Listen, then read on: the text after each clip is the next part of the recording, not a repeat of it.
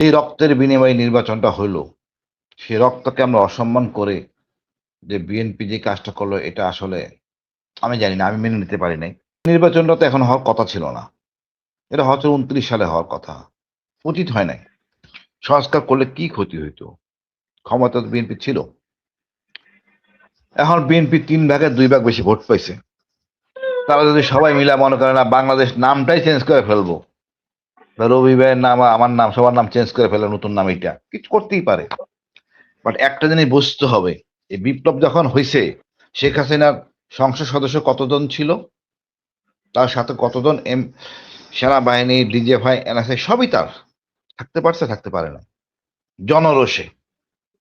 আমার মনে হয় মাহমুদুর ভাই বলছিল একটা কথা তারেক সাহেবকে, এই বিপ্লবটা সম্বন্ধে বিস্তারিত, যেটা ওনার বাবা শেখ মুজিবুর রহমান, মানে সরি শেখ মুজিবুর রহমানকে যেটা, যে মুক্তিযুদ্ধ সম্পর্কে ভালো মানুষ থেকে মুক্তিযুদ্ধরা শোনেন নাই, সত্যিকার মুক্তিযুদ্ধ থেকে মুক্তিযুদ্ধরা শোনেন নাই। একই অবস্থা হয়েছে আমার মনে হয়, যদি এই বিপ্লবটা দেখতে পারতো আসলে কেমন এটা হয়েছে, আম জনতা সবাই ছিলাম আমরা, সেই জায়গায় আঘাত করাটা কতটা যুক্তিসঙ্গত হয়েছে আমি জানি না, আগামী দিনগুলি তা বলবে। বাট শুরুতে এরকম একটা জিনিস দেখেতে মন খারাপ লাগে।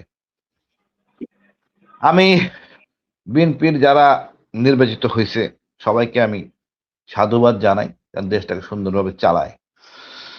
আর যে অপকর্মগুলি হয়েছে আমি তো বলতে পারবো না, মানে এটা বলার অবকাশ নাই। নির্বাচন উত্তর, গণধর্ষণ, অগ্নিসংযোগ, এটা কোনোভাবেই কাম্য না। তারপর একটা নতুন একটা রেওয়াজ শুরু হয়েছে, আমাদের প্রধানমন্ত্রী আমাদের কি বলে শফিকুর রহমানের বাসায় গেছেন, এটা নতুন একটা কালচার, এটা আমাদের অনেক আগে করা দরকার ছিল। তারপরে বলবো এত বছর পরে একটা ভালো কাজ করছে বিএনপি, এনসিপি নাইদের বাসায় গেছে, আমি এটা খুব সাধুবাদ জানি মনের অন্তর থেকে। আমাদের এমনটাই হওয়া উচিত, বিএনপি হোক, জাতীয় পার্টি হোক, সংস্কার পার্টি হোক, যেই দলের পার্টি হোক, তো বাংলাদেশের লোক, বাঙালি, এক দেশের লোক, আমাদের মধ্যে বিভেদ থাকবে কেন? আমরা দেশটাকে সামনে নিয়ে যাব। এক বাড়িতে যদি 4-5 জন থাকে আত্মীয় স্বজন, এক একজন এক এক দল করবে, বিভেদ থাকবে কেন? এইটা হলো যারাই বিভেদ নিয়ে চিন্তা করে, অশ্লীল কথা বলে একে অপরের প্রতি।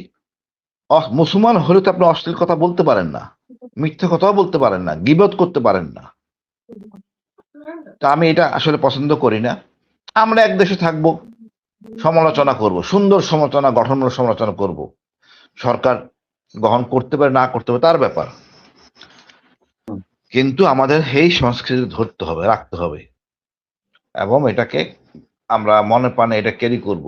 যে যাই হোক, আমরা বাংলাদেশি, দেশটা আমাদের।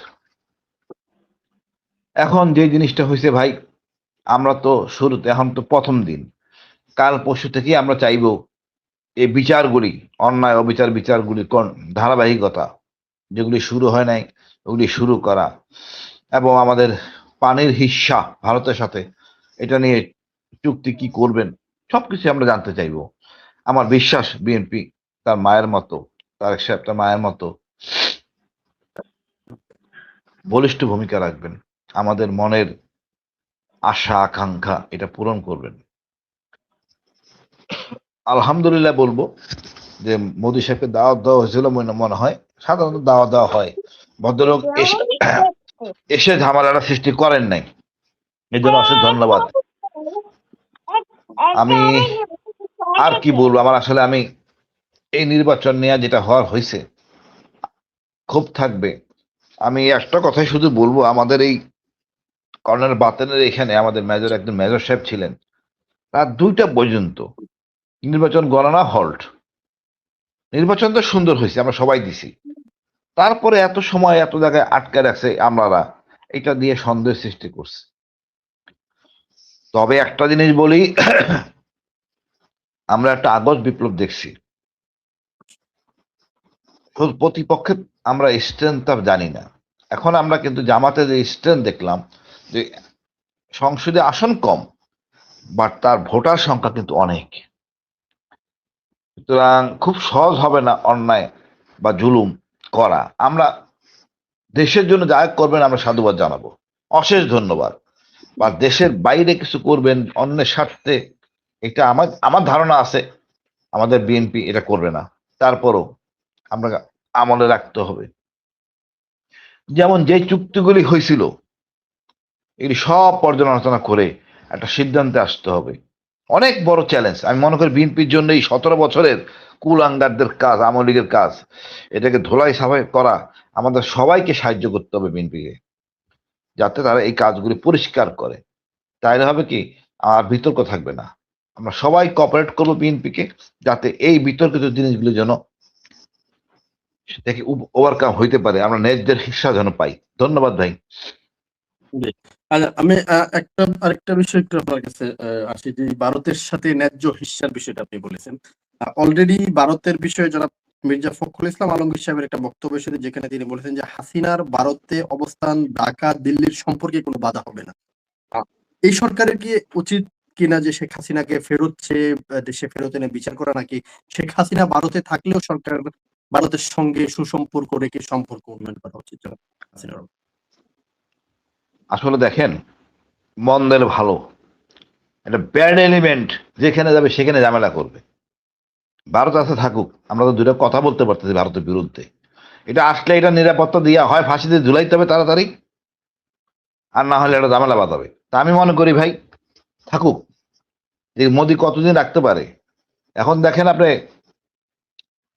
সেভেন সিস্টারে মিজোরামে, মণিপুরে কি অবস্থা, মণিপুরে ক্যাম্প দখল করে নিয়ে গেছে। আজকে আমি বলতে চাই সুশীলদের, এই সেনাবাহিনীর, ভারতের সেনাবাহিনী নিয়ে ভয় পান, পেশাব করে দেন বিছানার মধ্যে, তাদের ক্যাম্প নিয়ে যায় ইনসার্জেন্সি দখল করে নিয়ে, এদের ভয়ে আপনাদের প্যান নষ্ট হয়। এই সুশীলরা আমাদের দেশের শত্রু, এদেরকে প্রথম থেকে আমি বলি, এরাই আমাদের দেশের জনগণকে মাথা নত করাই রাখছে, নতজানু করে রাখছে। আমি মনে করি ভারতের কোনো কিছু করার নেই আমার দেশের জনগণের সাথে। আমরা প্রত্যেকটা জনগণ আমাদের ভারতের সেনাবাহিনীর চেয়ে, আমি তো মনে করছিলাম তুলনা করতাম আনসারের সাথে, এখন আমি বাংলাদেশের জনগণের সাথে তুলনা করি। আমাদের প্রত্যেকটা জনগণ এবং ভারতের সেনাবাহিনীর থেকে শক্তিশালী এবং সাহসের দিক দিয়ে। ইতিমধ্যে ভারত বলে ফেলছে সীমান্ত এলাকায় সব জামাতের সংসদীয় আসন সদস্যরা হয়েছে, অর্থাৎ জামাতে এলাকা, সীমান্ত এলাকায় আলহামদুলিল্লাহ সীমান্ত নিরাপদ, আমার সার্বভৌমত্ব নিরাপদ।